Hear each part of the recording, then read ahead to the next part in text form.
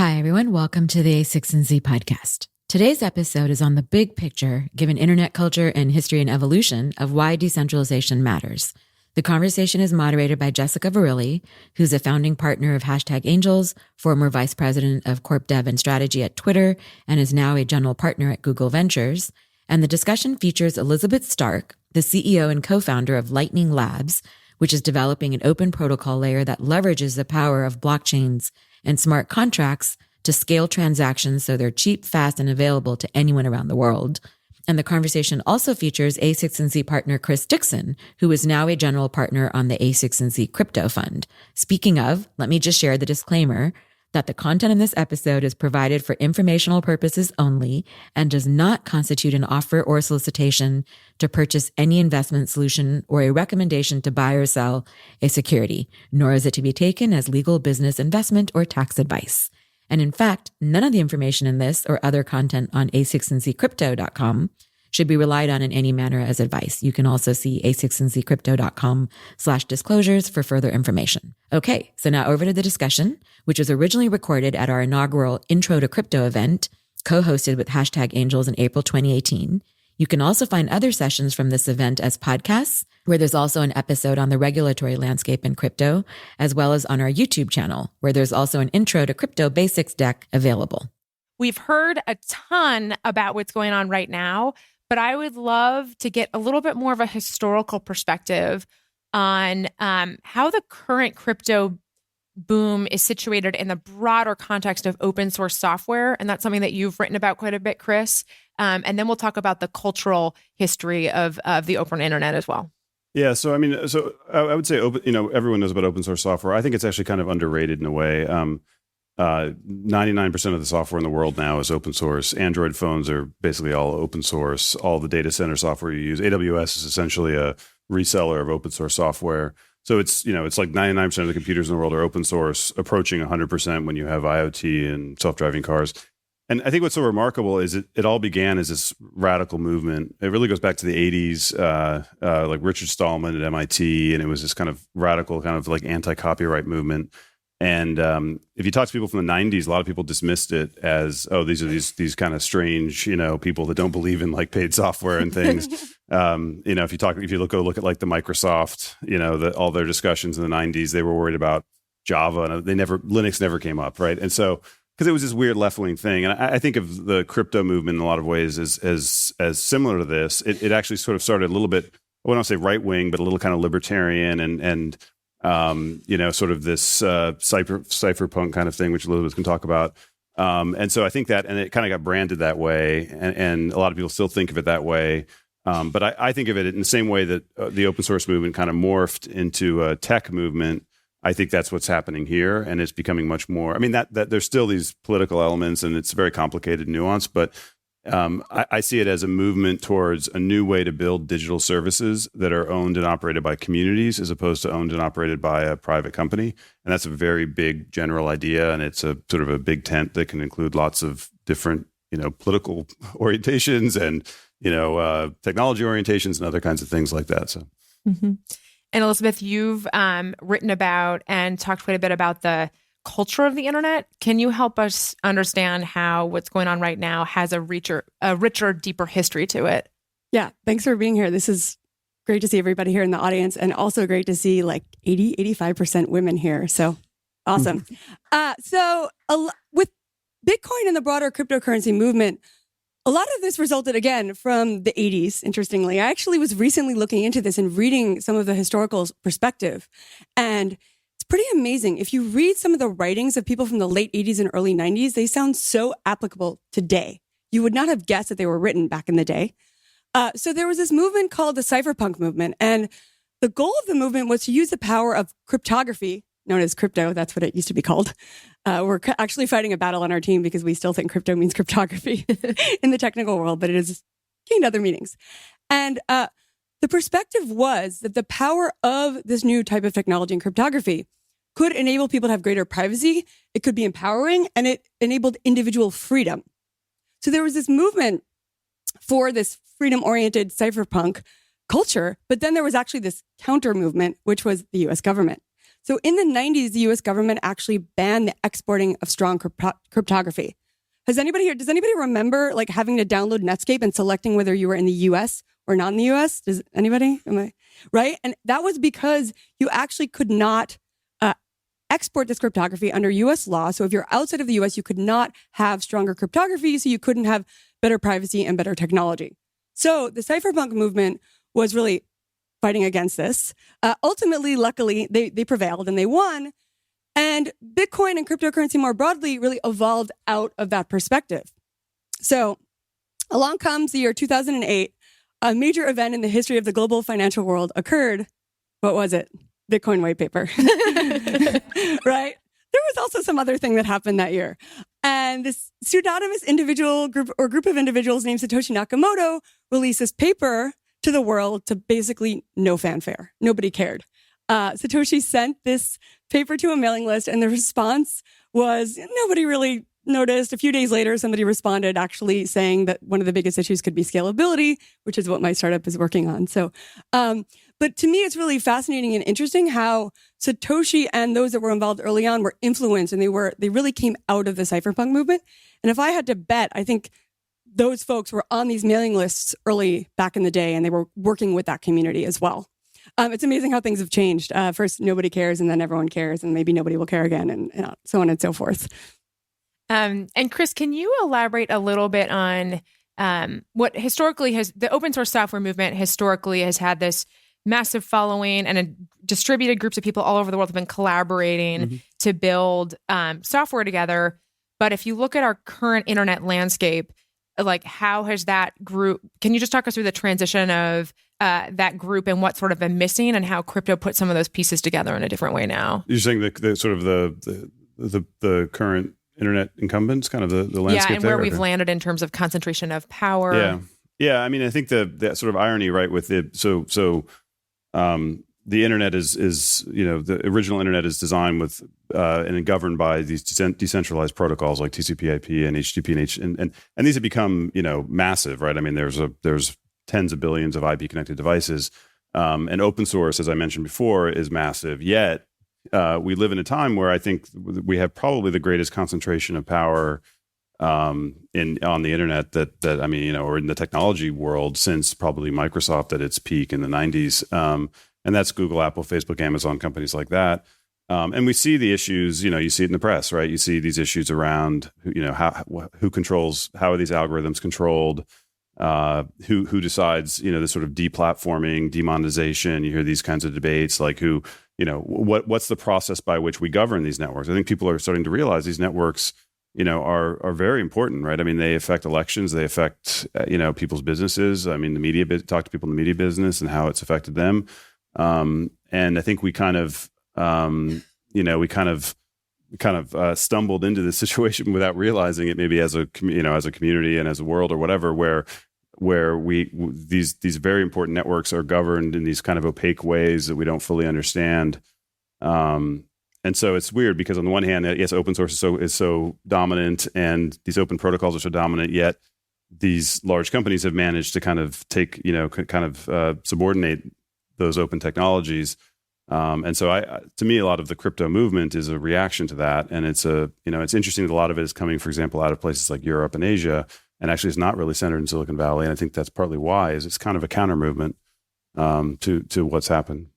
Well, and the early creators of the internet, and there were a lot of utopian folks that were looking at this as a utopia back in the day, envisioned that the internet would be this democratizing force. I, was and am one of them. But I think what we've seen is this evolution of centralization that has meant that there are a whole lot of gains that are concentrated in a very few number of people. So, the cryptocurrency movement really is a reaction in many ways to that. Part of why I got so interested in it was I saw the power of open decentralized protocols. I didn't want all the power to be in the hands of a very small few. And I really do see this as a new opportunity. This is, in a way, a means to make up for the centralization that occurred, say, in the last decade or two. And we can kind of flip the switch and go the other way around. And that's part of what gets me so excited about this. And this is one of those conversations. Part of what has fascinated me about crypto is because it is such a mosaic of a space, there's so many different narratives that coexist in crypto, for which there is a community and there is truth depending upon what you're interested in. And so there's a narrative around crypto that's very money-centric, that's very get-rich-quick. And you may have seen that in press coverage of people who are now crypto centimillionaires and people on the cover of Forbes and whatnot. And there's truth to that narrative. But that conversation, to me, is appealing to some and maybe obnoxious to others. And then there's a narrative around a political ideology, part libertarian, part anarchist, and depending upon your views, that might be inviting, or it might be sort of something that doesn't appeal to you. But then there's also a narrative in crypto, and this is one I feel like you both have been incredible educators to me around technology, distributed software, global groups of technically minded people collaborating in some fashion, and maybe trying to build a more equitable distribution of power. And what is it in our industry? And I spent, almost 9 years at Twitter, and I led many of our acquisitions around the world and saw how much of our industry is actually dictated by access and a relatively small number of people that hold influence. And part of what's exciting me about crypto is those very ideas are being debated and innovated, and folks are trying to change, I think, in some ways, build things that feel like they're more accessible to people all over the world. And you don't need to be on just Sand Hill Road to fundraise, or you don't need to be in Silicon Valley to necessarily build a company. And Chris, on that note, you've mentioned before that part of the promise of crypto is it's sort of the principles of open source software, but with a business model. Can you talk a little bit about app tokens and sort of how that stitches together? Yeah, I mean, so you alluded to the sort of the ICO craze, and there's a lot of negative elements around this, and some of the press narrative is true that there's sort of this get rich quick aspect. On the flip side, if you look at how like Wikipedia every year has to put these banner ads up that sort of ask for money, right? Like, so it's it's this amazing, wonderful resource, right? I mean, it's anyone in the 4 billion people now have smartphones that can instantly get all this information, and the fact that they have to put a banner ads is just it's kind of depressing, I think. And then or you look at there was a famous bug in SSL called the Heartbleed, which is SSL is sort of the main encryption protocol. And it was, it turned out that bug happened that there was a half a developer working on that project or something. It was woefully underfunded, right? So the flip side of the dark side of all the kind of get rich stuff around crypto is that this is also now finally we have a financing model for these open networks, and I think that's a very positive thing, right? And open networks can now enjoy the same kind of economic flywheel that for-profit companies have. If you look at the companies like Twitter and Facebook, one of the reasons they can get so large is they get this feedback loop where they get bigger, they raise money, they generate revenue, they feed it back into R&D, and they have these giant R&D budgets. And so now what's so exciting to me is that the open world now has potentially a similar economic flywheel and can kind of compete on a level playing field. So recently I was quoted as saying we're back in a Bitcoin, not blockchain world, because back when I was fundraising for my company, Lightning Labs, nobody cared about Bitcoin and cryptocurrency. People would laugh us away. They wouldn't take meetings with us. Things have changed dramatically in the last really just 12 months. And that is the nature of this type of thing, right? So one of the key components, a lot of folks want to say, blockchains only, but actually when you have the incentive mechanism that is tied to this base layer currency or token, if you will, that actually maintains the decentralization of the network, this part is key. And I think people are finally coming to realize why this is so significant. But from my standpoint, part of what got me interested in this whole world in the first place, not only the decentralization aspect, but turns out the early creators of the internet envisioned, or the web especially, that there would be a way to pay online. So if you wanted to give like 50 cents to a musician whose song you listen to, if you want to pay somebody that wrote an article, it could be built in at the browser level. We actually didn't have the technologies to make this possible, and the financial industry didn't build and they didn't innovate. Why do I send a Venmo payment to my friend and it takes 3 days for it to get to their bank account, right? That's super inefficient. We can do all sorts of other things on the internet, but it turns out it takes us 3 days to send money in this country. Other countries, I will say, do have a little bit of a more efficient system. So one thing that I'm really excited about with the technology we're building with Lightning is the ability to have this native transaction layer of the internet, a way to send and receive money, have a new model for the internet where it doesn't necessarily have to be dependent upon advertising, where artists and creators can be paid by the end users, and also a means for developers to build on top of this. There was no way to build value directly into the internet back then, and now we finally have the possibility to do it. And we are, though, in the early days. Again, in the last year, if you had told me that, my Lyft driver on the way over, we were having this fun conversation about Bitcoin. If you had told me that even a year ago, I wouldn't have believed that. But it's gone mainstream, and yet we're still in the early days, and there's still so much potential to build this out. And for anybody that thinks, oh, I'm too late, you're not too late. We're really just still at the beginning. And would you mind breaking down? I think one of the most profound things about this broader movement is the notion of an incentive structure that aligns the people that are doing the early work of a platform. And traditionally, we've seen this in terms of developer ecosystems that are created alongside centralized companies. But in create an incentive structure where the developer community and also the early adopters can benefit as owners of a broader network. Can you break down just a little bit about how that works and what the promise of that is? So I'm actually an ICO skeptic. I tweet a lot about my skepticism of a lot of what's out there. I see actually some different incentives. So I'm very involved in the developer communities, and people are actually very motivated by both ideology, but also social change, which I really think is amazing. And a lot of the open source communities in the past, we'd seen that people were not contributing for money. They were contributing because they love what they were doing. Now, of course, that excludes people that couldn't afford to contribute otherwise. So I think there's a happy medium that needs to be struck. But there's a world in which, there have been ICOs where on day one, the folks involved made, say, tens of millions or more of dollars, and they hadn't even shipped a product. So I would argue we're way too far on the scale on the other direction of things. Personally, so in my experience, a lot of the technical community that I work with, they want to work on something that they really believe in a project that they're passionate about. So for my startup, we've raised a normal seed round. And in terms of recruiting, we found that if you get people, you give them ownership in our company, we give people equity, which is like so old school of us, that can really get them involved and motivate them. And one thing that I will say I absolutely love about being in this world is people really are so passionate. This is not just something that, they do once in a while. It's something they really believe in. And that's what kind of gets me up and going in the morning and gets me excited every day.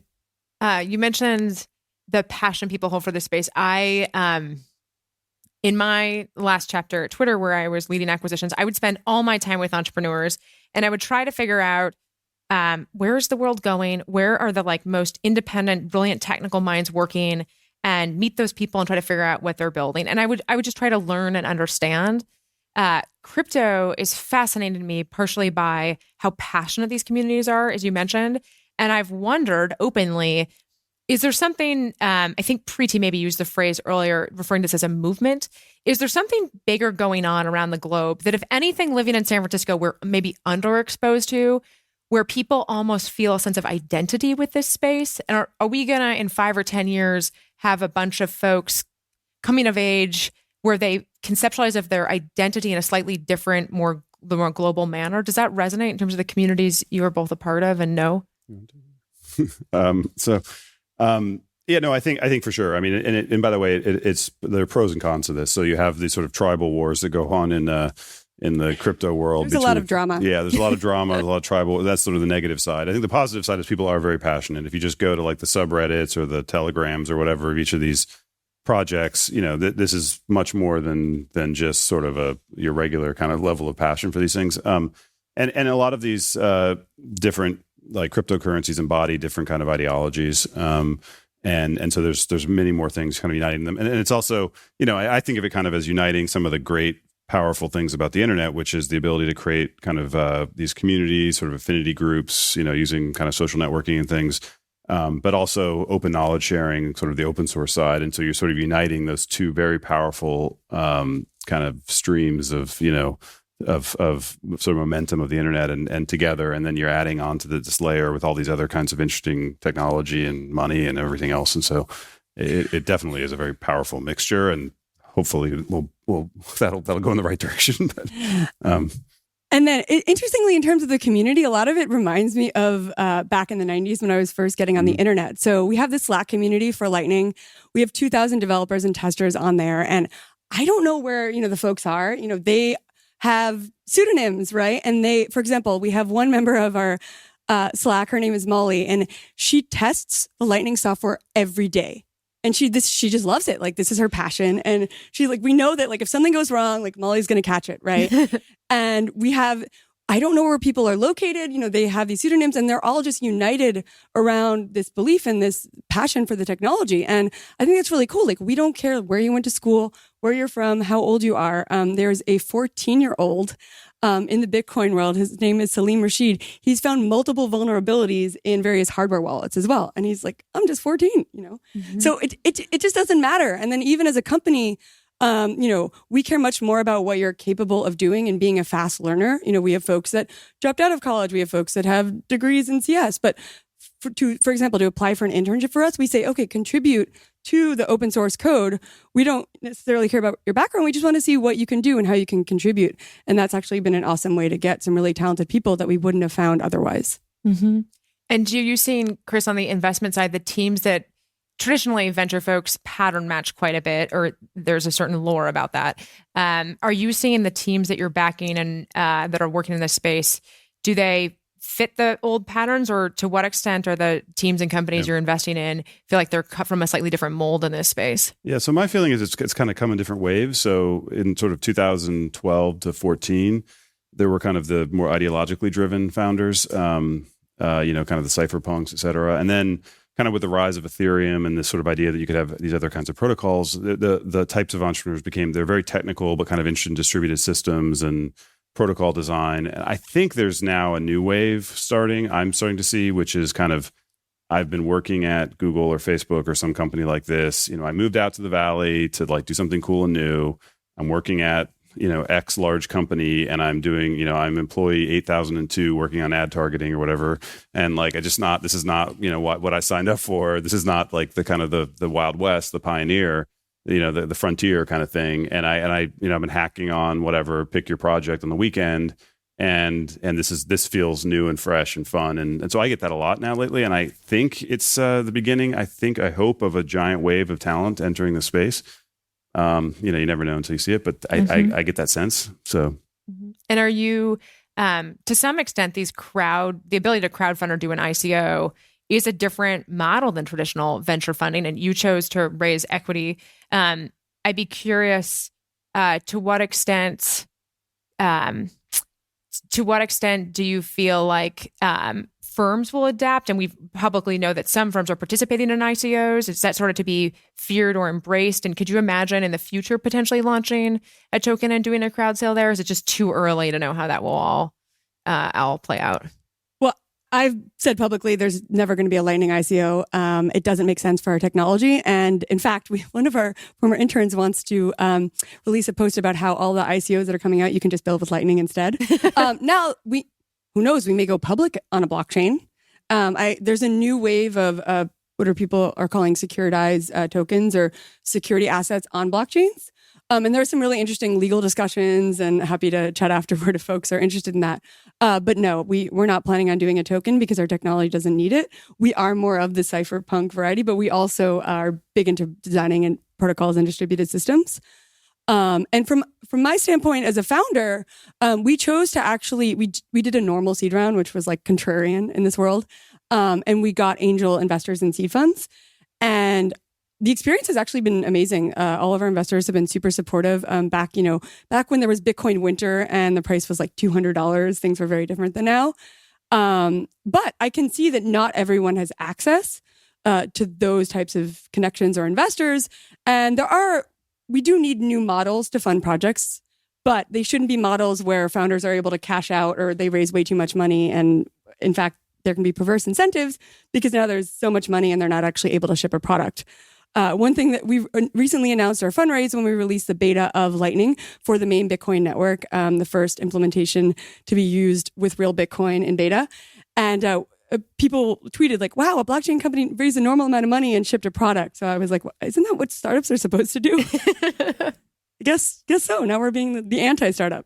So I'm a big fan of crowdfunding in general. I think it's a very powerful thing, but it has to be done right. So for example, like if you look at Kickstarter, I think crowdfunding works fantastically well in certain categories. So for example, independent video games and books are great categories where a lot of the contributors are avid fans who know the author, say to take books as an example. Like, it just makes so much sense to me that the fans of an author would fund that author and not have to go to a VC, or not a VC, we don't fund books usually, but a VC type person, a publisher. A publisher is kind of like a VC, right? Like, you have to go to some intermediary who decides. So I love the idea of the fan. I think a restaurant, instead of going to a bank and having some impersonal process, should be funded by the people that live in the neighborhood. Like, I think crowdfunding now it can go wrong for sure, and a lot of the ICOs have been like that.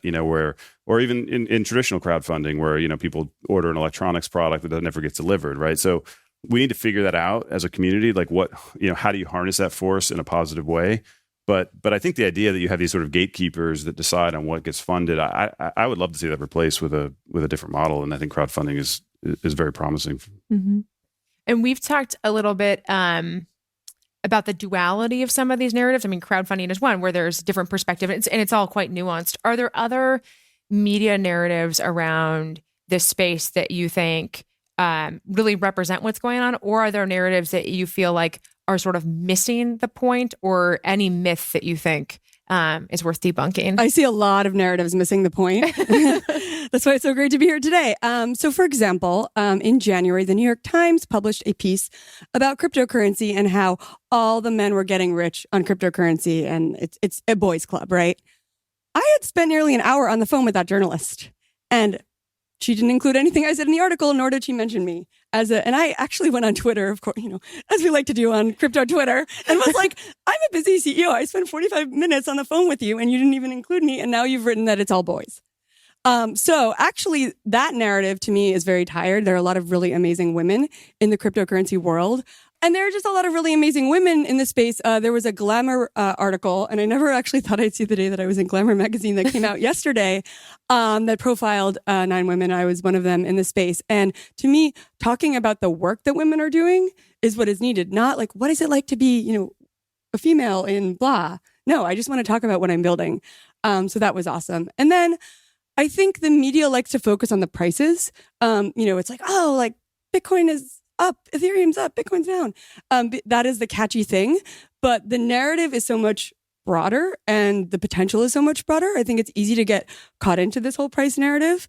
But to me, like, for my team, we say, like, we have this saying, ignore the noise. Like, we just kind of try to not, look at the bullshit. And the prices will go up, they'll go down, but the long-term potential of this technology is real. It's here. And so it would be great if people could really talk about the broader vision and less about just prices and get rich quick schemes. But it's hard to sometimes sell the media on that. Yeah, I think we have a lot of work to do as a community to kind of get the proper narrative out there. And there is a lot of focus. I mean, just naturally focus on kind of the, some of the negative things and the prices. And look, the tech stuff it's complicated, and it's a lot of it hasn't been realized yet. So you talk to reporters and you're like, look, this is what this could do, and it hasn't happened yet. And so I'm very focused on doing what I can to help see those things happen. And like what Elizabeth is doing is fantastic. And like if you get out there and we start getting lots of people using Lightning, that will help us change, and that'll be a great case study to change the narrative. So I think that's, to me, that we're in this kind of weird kind of early phase where we don't have enough things to point to kind of say, hey, look at this other thing. It's not just about money. There were some great articles from the mid-90s where people wrote like, the internet will never be a thing, right? And like some interesting quotes around, so the internet's impact on the economy will be less than that of the fax machine. And I think we're seeing some of that now as well, where, you're always going to have doubters, but there's so much potential, and yet we just need time to really build it out. And I would also remind folks, in terms of narrative, I have learned so much listening to both podcasts and writing that Chris has done, and a bunch of the work that Elizabeth has done and interviews she's given too. And so there's a ton of more rich stuff to dig in from both of them, as well as all of our other speakers. Maybe we'll wrap up on one or two points and give you all a chance to ask questions. We started on a historical perspective of a deeper history that's led up to where we are now. Can you help us understand where we are now relative to perhaps what's to come? Is it still really early days? Are we in the infrastructure cycle? Is it overhyped? How should we think about where we are now relative to kind of the potential of this space? So I think we're in the mid-90s. when it comes to, say, internet time, right? So 1995 was the year that Netscape IPO'd and the year that was seen as, say, the web going mainstream. So, there were people using it, but it wasn't like everyone in the world was on the web yet. But it was still, if you look at the historical arc and the context, there was still so much left to come. I think a lot of people actually wanted us to be more in the 2010 realm, and we're just not there yet. And building this stuff takes time, right? I mean, so in terms of the tech we built with Lightning, people are like, oh, why isn't it ready yet for a while? And it was like, well, one, there aren't that many developers in the world that can build this. And there's actually a big passion of mine is now developer education and getting more people involved and educated. But then also building protocols and this core infrastructural technology takes time. So I am seeing more interest in building out the infrastructure, but we can't put the cart before the horse. I think a lot of people wanted to build certain apps that just where the infrastructure wasn't ready yet for them to exist. So now we're seeing people finally realize that and hopefully invest in building the infrastructure to make all of these use cases possible in the future. But like I said, it's still so early that, it's definitely not too late to get involved. You will still be on the early side of all of this. Yeah, I totally agree. I think it's very early. I think, people now, they think that a lot of people kind of remember this revisionist history that the web kind of came out fully, you had YouTube and it was not at all like that. For people that are old enough to remember that, it was like this incredibly slow loading thing. And it was like, it's actually funny to go watch movies from the 90s because no one uses the internet because no one had phone, nothing. And when they do, it's like, I'm going to go on the internet and it's like this event and you have these noises come out of the computer and then they go and they check their AOL email and then they leave. And it's like, it was like, it's kind of like the way this world is today, right? I mean, it's like, there's a lot of work to do. And by the way, Hackers the movie, great movie. Yeah. There's a lot of great, but yeah, there's a few 90s movies about like the net and hackers and things. But for the most part, it's this like thing that doesn't, it barely registers, right? I think Netscape at their peak was like 50 million users or something. I mean, it wasn't. I mean, the numbers like crypto's probably above that right now. I don't know. I mean, the scale now is so different. People expect if you don't have 4 billion smartphones, you're like nothing or something, right? But so I think it's super early. So if people here are thinking about getting into it, I think it's super early and there's tons of opportunity. And it's obviously, I think it's going to be I think it's going to be an awesome kind of space. So. And in terms of getting involved, so if folks aren't coders and aren't technical, there are actually so many ways to get involved. So, for example, in our community, there are people that help with testing. They help with UI, UX feedback. They help with documentation. There are just so many different ways for people to contribute, helping educate others, even just educating yourself. So one really cool thing is in terms of getting involved in this world, there's nobody that has 10 years of quote unquote blockchain experience because blockchains have not actually been around for 10 years. I mean, the Satoshi white paper, exactly, except for Satoshi. The Satoshi white paper came out on Halloween in 2008. So we're getting there. We're very close. But the point is, it's actually the barrier to entry that, in certain other fields where you might have to have like a decade or more of experience, we don't have here. So that's part of why I think there is this really massive opportunity. With that, we will open it up if folks want to ask a couple questions before we wrap. Hi, I'm Lauren. Thank you guys so much for being here and for hosting this event.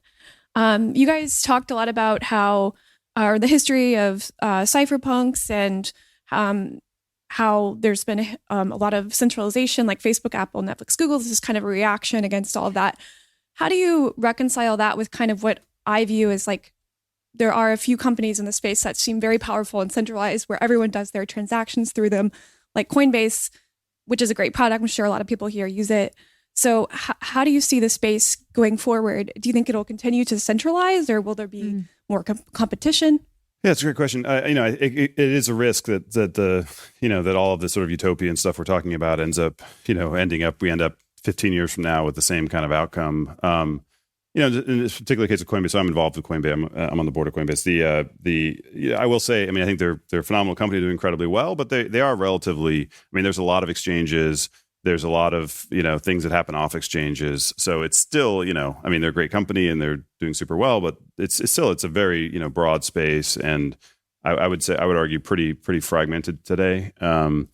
But it's a good point. I think one thing, there's a lot of discussion in this community around like things like governance they talk about, which is the idea, essentially, let's make sure we get these models right so we don't end up in the same place 15 years from now. And then instead of, Mark Zuckerberg, it's whatever Vitalik in front of Congress or something, or Satoshi, or I don't know. Agreed. Awesome question. So this is something that I certainly struggle with as well. And I think a lot of it actually comes down to some of the issues around usability. So in the world of cryptocurrency, there's a new paradigm where your private keys represent money. And as a result, if somebody were to compromise those keys, well, your money's gone. And the base layer of these protocols are irreversible, such that if your money's stolen, you can't just call a bank and say, okay, please give me back my money, right? And that's part of what makes them so interesting and cool, but there are certainly risks around that as well. When it comes to the broader security infrastructure, for example, I've had a variety of friends whose phone numbers have been ported because it turns out the cell phone system and the carriers don't have good security in place. And then people try to get access to their email and whatnot. By the way, anybody involved in this community, please call your phone provider and put a password on your account.